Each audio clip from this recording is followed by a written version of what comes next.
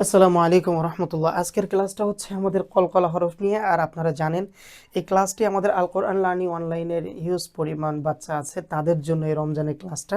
আর এটা রমজানই হচ্ছে শুধুমাত্র যে, আর এটা আরও মানুষ যারা শিখতে পারবেন তারা হচ্ছে যারা আনপাবলিক, যারা কোরআন পড়েন নাই বা বোঝেন না, তাদের অনেক আগ্রহ যে কোরআনের প্রতিটা স্লট বা এটা কেন আসলো, গ্রামার যেটাকে আমরা বলি ওইটাই হচ্ছে এইটা, যে কেন গুন্নাটা হইলো, কেন মাদ হইলো, কেন ধাক্কা হইলো, এটা বিষয় নিয়ে আমরা আলোচনা। আজকে যেটা সেটা হচ্ছে কলকলা। কলকলার বিষয়টা আমরা জানি হচ্ছে কলকলার কাজ হচ্ছে ধাক্কা দেওয়া। তবে প্রতিটা হরফের দুইটা করে ব্যাকগ্রাউন্ড থাকে। যেমন মানুষ হাফেজ হয়, মাওলানা হয়, মুফতি হয়, ইঞ্জিনিয়ার হয়, আবার পাইলট হয়, হ্যাঁ, আবার লেকচার হয়। বিষয়টা হচ্ছে এরকম, একটা প্রতিটা হরফেরও দুইটা করে সার্টিফিকেট থাকে বা দুইটা করে ইয়া থাকে। যেমন একটা হরফ মোটা কিন্তু আরেক দিকে কলকলা হবে, ধাক্কা হবে। একটা হরফ পাতলা কিন্তু ওইদিকে আবার তার মুখ ভরে বাতাস বের হবে। আরেকটা হরফ পাতলা কিন্তু মুখ ভরে বাতাস বের হবে। এরকম করে দুইটা করে এক একটা করে দুইটা তিনটা পর্যন্ত এক একটা হরফের ব্যাকগ্রাউন্ড থাকে, হ্যাঁ, যোগ্যতা থাকে আর কি, সার্টিফিকেট থাকে বলতে পারেন। যেহেতু এটা আনপাবলিকদের, এই কারণে যারা কোরআন পড়েন না বা বুঝেন না, যারা বুঝতে চাচ্ছেন, সহজে বুঝতে চাচ্ছেন, তাদের জন্য এটা। কলকলা হরফ মানে ধাক্কা দিয়ে যেগুলো আমরা পড়ি। গত ক্লাসে আমরা দেখিয়েছিলাম নুন সাকিনের বিষয়টা, আপনারা দেখে নেবেন যারা দেখেন নাই।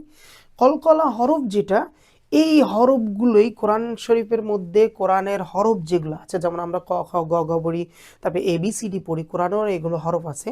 যেমন আলিফ থেকে নিয়ে ইয়া পর্যন্ত হচ্ছে 29টি হরফ, 29টি হরফ আছে, 29টি হরফ আছে। এই হরফটির মধ্যে শুধুমাত্র এই যে কফ, ত, বা, জিম, দাল, এই 5টি হরফ হচ্ছে ধাক্কা দিয়ে পড়তে হয়।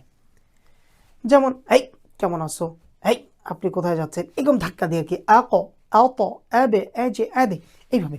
কলকলা হরফটা হচ্ছে আপনাদেরকে একটু রিল্যাক্সে বুঝে আপনি যদি একটু খেয়াল করে পড়েন ইনশাল্লাহ আশা করা যায় বেশিক্ষণ লাগবে না, আপনারা শিখে যাবেন। যেমন আলিফ কফ জবর আক, আলিফ ফাতহা কফ সুকুন আক, আলিফ ত জবর আত, আলিফ ফাতহা ত সুকুন আত, আলিফ বা জবর আবে, আলিফ ফাতহা বা সুকুন আবে, আলিফ জিম জবর এজে, আলিফ ফাতহা জিম সুকুন এজে, আলিফ দাল জবর আদে, আলিফ ফাতহা দাল সুকুন আদে। এই যে যে কলকলা হরফ, আপনি এখানে যদি তা দেন, হ্যাঁ, আলিফ তা জবর আতো কিন্তু হবে না, আলিফ ওয়াও জবর আও হবে না, কিন্তু শুধুমাত্র এই 5টি হরফই শুধুমাত্র ধাক্কা হবে।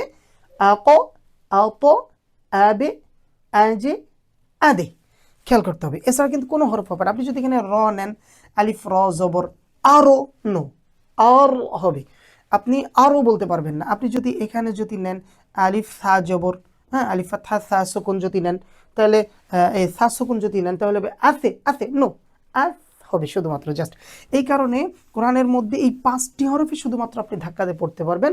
যেমন আমরা কোরআনের আয়াত যদি একটা দেখি,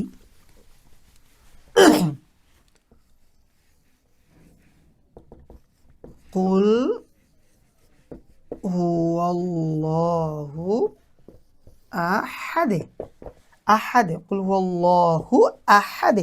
ওই যে আমরা পড়ছিলাম কফ, ত, বা, জিম, দাল। তো এখানে কিন্তু দালটা দেখেন এখানে চলে আসছে। এখানে কি হয়েছে, কুল হুয়াল্লাহু আহাদে, আহাদ পড়লে কিন্তু আবার হবে না, আহাদে পড়তে হবে। এখানে খুব খেয়াল করতে হবে, কুল হুয়াল্লাহু আহাদে। তাহলে আমরা বুঝে গেলাম আলহামদুলিল্লাহ যে আমাদের কলকলা হরফই শুধুমাত্র ধাক্কা দিয়ে আমরা পড়তে পারবো।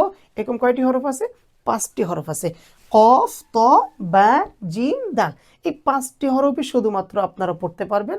আর এই 5টি হরফ দিয়েই শুধুমাত্র ধাক্কা দিয়ে পড়তে পারবেন। এছাড়া কোরআনে আরও বাকি যে হরফগুলো আছে, 29টি হরফের বাকি যেগুলো হরফ আছে, ওগুলো হরফ একটাও ধাক্কা হবে না।